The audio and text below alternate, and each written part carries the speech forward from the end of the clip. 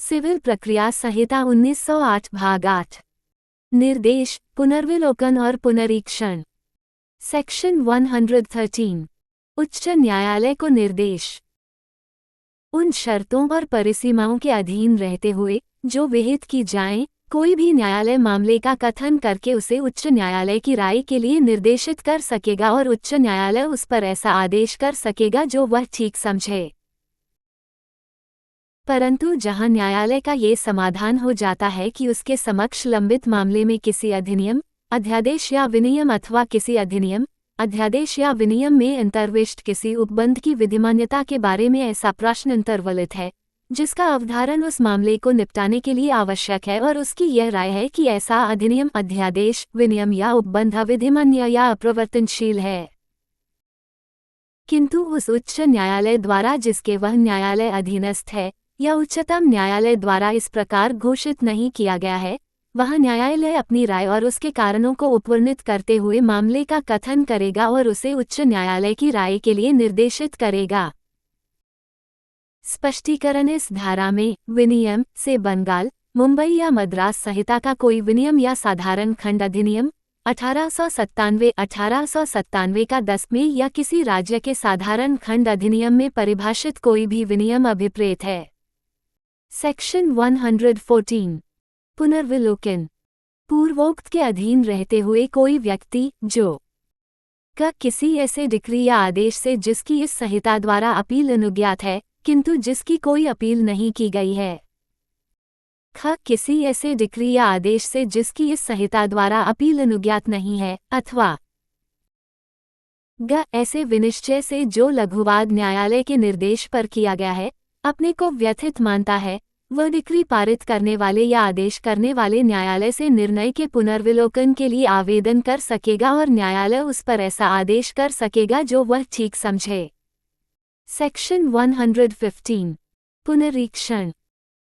एक उच्च न्यायालय किसी भी ऐसे मामले के अभिलेख को मंगवा सकेगा जिसका ऐसे उच्च न्यायालय के अधीनस्थ किसी न्यायालय से विनिश्चय किया है और जिसकी कोई भी अपील नहीं होती है, और यदि यह प्रतीत होता है कि क ऐसे अधीनस्थ न्यायालय ने ऐसी अधिकारिता का प्रयोग किया है जो उसमें विधि द्वारा निहित नहीं है, अथवा ख ऐसा अधीनस्थ न्यायालय ऐसी अधिकारिता का प्रयोग करने में असफल रहा है जो इस प्रकार निहित है, अथवा ग ऐसे अधीनस्थ न्यायालय ने अपनी अधिकारिता का प्रयोग करने में अवैध रूप से या तात्विक अनियमितता से कार्य किया है, तो उच्च न्यायालय उस मामले में ऐसा आदेश कर सकेगा जो वह ठीक समझे।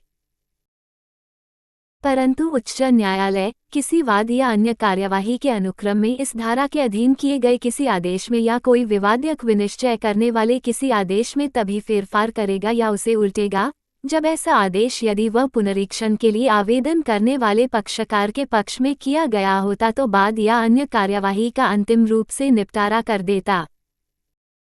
2 उच्च न्यायालय इस धारा के अधीन किसी ऐसी डिक्री या आदेश में जिसके विरुद्ध या तो उच्च न्यायालय में या उसके अधीनस्थ किसी न्यायालय में अपील होती है, फेरफार नहीं करेगा अथवा उसे नहीं उल्टेगा। 3 न्यायालय के समक्ष वाद या अन्य कार्यवाही में कोई पुनरीक्षण रोक के रूप में प्रभावी नहीं होगी, सिवाय वहां के जहां ऐसे वाद या अन्य कार्यवाही को उच्च न्यायालय द्वारा रोका गया है। स्पष्टीकरण। इस धारा में ऐसे मामले के अभिलेख को मंगवा सकेगा जिसका ऐसे उच्च न्यायालय के अधीनस्थ किसी न्यायालय ने विनिश्चय किया है, अभिव्यक्ति के अंतर्गत किसी वाद या अन्य कार्यवाही के अनुक्रम में किया गया कोई आदेश या कोई विवादक विनिश्चित करने वाला कोई आदेश भी है। भाग 9। ऐसे उच्च न्यायालयों के संबंध में विशेष जो न्यायिक आयुक्त के न्यायालय नहीं हैं। सेक्शन 116। इस भाग का कुछ उच्च न्यायालयों को ही लागू होना। ये भाग ऐसे उच्च न्यायालयों को ही लागू होगा जो न्यायिक आयुक्त के न्यायालय नहीं हैं। सेक्शन 117। संहिता का उच्च न्यायालयों को लागू होना। उसके सिवाय जैसा इस भाग में या भाग 10 में या नियमों में उपबंधित है, इस संहिता के उपबंध ऐसे उच्च न्यायालयों को लागू होंगे। सेक्शन 118।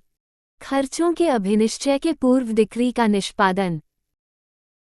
जहां ऐसा कोई उच्च न्यायालय यह आवश्यक समझता है कि उसकी अपनी आरंभिक सिविल अधिकारिता के प्रयोग में पारित कोई डिक्री बाद में के खर्चों की राशि का विनिर्धारण द्वारा अभिनिश्चय किए जाने के पूर्व निष्पादित की जानी चाहिए, वह न्यायालय यह आदेश दे सकेगा कि डिक्री के उतने भाग के सिवाय जितना खर्चों से संबंधित है, उस डिक्री का निष्पादन तुरंत किया जाए, और उसके उतने भाग के बारे में जिसका खर्चों से संबंध है, यह आदेश दे सकेगा कि जैसे ही खर्चे विनिर्धारण द्वारा अभिनिश्चित हो जाएं, वह डिक्री वैसे ही निष्पादित की जा सकेगी। सेक्शन 119। अपराधीकृत व्यक्ति न्यायालय को संबोधित नहीं कर सकेंगे। इस संहिता की किसी भी बात के बारे में यह नहीं समझा जाएगा कि वो किसी व्यक्ति को वहां के सिवाय जहां की न्यायालय ने अपने चार्टर द्वारा प्रदत्त शक्ति के प्रयोग में उस व्यक्ति को ऐसा करने के लिए प्राधिकृत कर दिया है, दूसरे व्यक्ति की ओर से उस न्यायालय को उसकी आरंभिक सिविल अधिकारिता के प्रयोग में संबोधित करने को या साक्ष्यों की परीक्षा करने को प्राधिकृत करती है, या अधिवक्ताओं, वकीलों और अटर्नियों के संबंध में नियम बनाने की उस उच्च न्यायालय की शक्ति में हस्तक्षेप करती है। सेक्शन 120। आरंभिक सिविल अधिकारिता में उच्च न्यायालयों को उपबंधों का लागू न होना। एक निम्नलिखित उपबंध अर्थात धारा 16, धारा 17 और धारा 20 उच्च न्यायालय को उसकी आरंभिक सिविल अधिकारिता का प्रयोग करने में लागू नहीं होंगे।